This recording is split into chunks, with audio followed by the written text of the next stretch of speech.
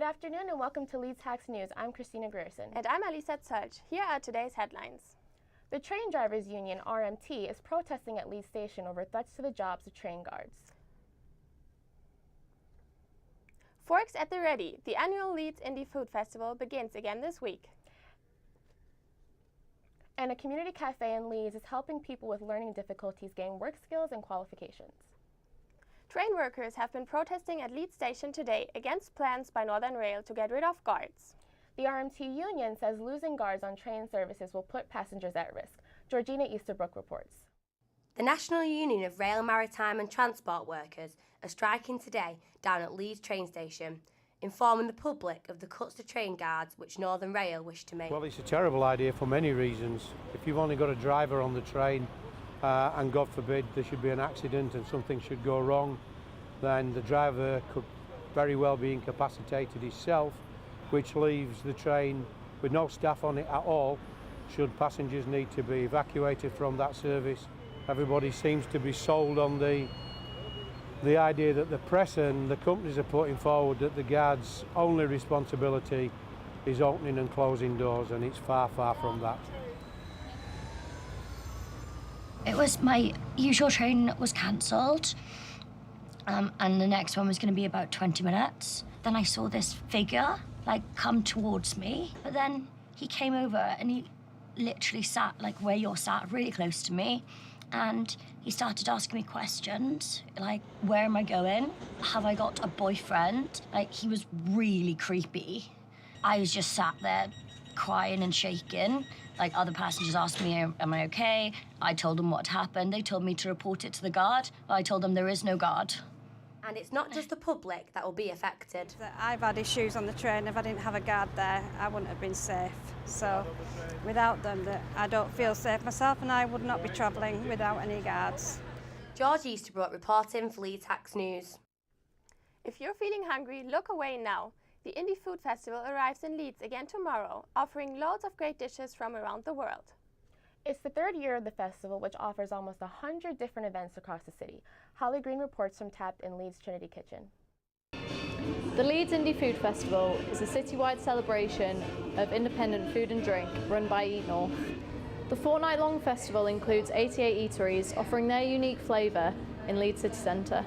One of the restaurants taking part is American brew pub Tapped, with their unconventional pizzas. I think we're a little bit different because you get other restaurants that do the sort of the big banquets, events, that sort of thing, whereas we try and keep it steady all week. We don't have one set event where people can come and eat what they want. We just try and keep it sort of steady, and also collaborating with different venues as well.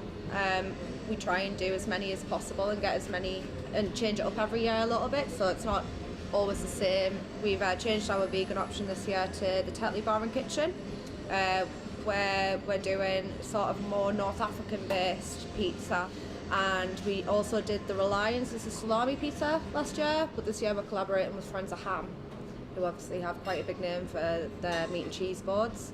So we're doing a Spanish collaboration with them based on their Spanish meat and cheese board this year. I mean, it's getting more and more popular every year when more people are sort of finding out about it, and the fact that we do quite a lot of vegan beers and stuff now, so we're getting more of a vegan following. So hopefully the vegan pizza that we're having this year will take off too. This is Holly Green reporting for Leeds Tax News.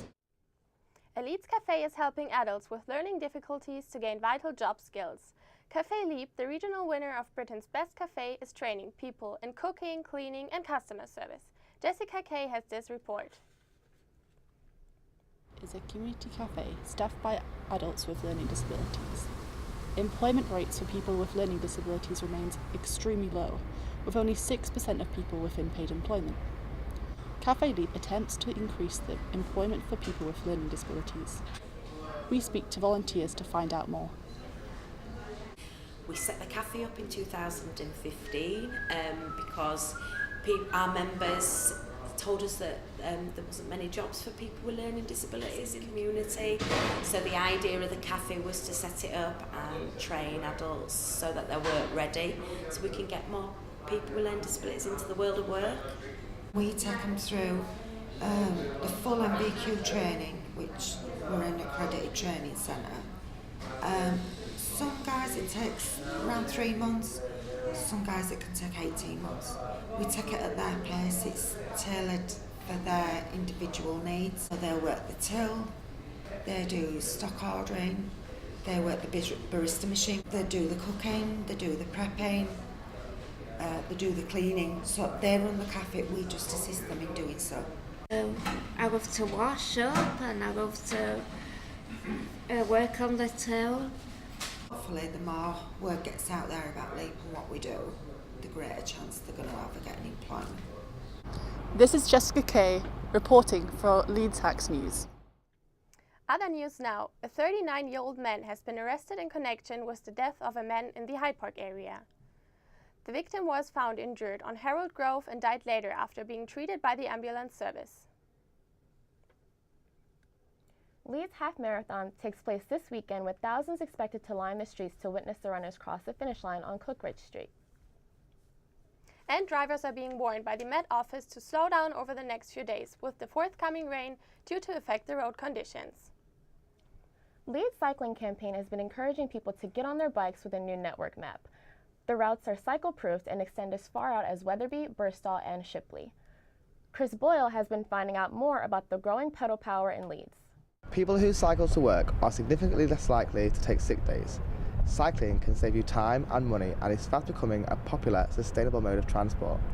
Statistically, commuters in the south of England are most likely to cycle to work, but Leeds Cycling Campaign is just one of the groups trying to get more people involved in our area.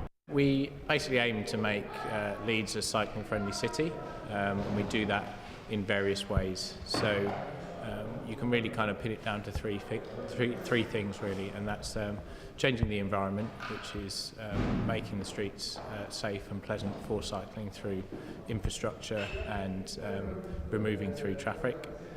It's about encouraging existing cyclists and new cyclists to get on their bike, and we do that by running rides at weekends and encouraging people to get on their bikes. And the third is really about enforcement, and there's existing kind of road laws that aren't really enforced enough, and it means the roads are an intimidating environment. So we work with the West Yorkshire Police to try and make sure they enforce existing laws. And I mean, for me, the main benefit is just time. For other people, I mean, added benefits are fitness. I mean, that's the only exercise I do. I cycle to work and back every day, and I find that I'm the fittest I've ever been and the healthiest I've ever been. So, will you be riding out this weekend? I'm Chris Ball reporting for Leeds Hacks News. People in Leeds are swapping nightclubs for golf clubs when they go out. The retro sport of crazy golf is sweeping the city as a third venue opens its doors. Harley Young reports. Called competitive socialising and could mean that going out with your mates is more likely to include golf clubs than nightclubs. Crazy Golf is the latest unlikely hit to come to the fore in Leeds, and Jungle Rumble is the third site to open in the city. So what's the appeal of the retro style sport? I think when you consider Leeds as a city, there's nothing really much to do like adventure golf in Leeds. Places like Roxy's Ballroom and that kind of thing, we've kind of opened up the doorway for it, but we've just gone and taken it to another level with what we've got going on. It's a nice chilled out atmosphere. For me it beats going to a nightclub till 4 in the morning anyway. We're focusing quite a lot on students and hospitality, but we also want to get a lot of families in as well. We have really good family contingent at our Liverpool site, so that's what we'd want to do here as well. So yeah, any age really. So much for my golfing skills. I'm off to the 19th hole. This has been Harley Young reporting for Leeds Hacks. Considering the rain coming later this week, it looks like I'll be having a warm night in. Me too, Lisa. I hope this isn't the last of the sunny weather. I'm sure the sun will be back soon. That's all from us here at Leeds Hacks News. Enjoy the rest of your evening. Goodbye.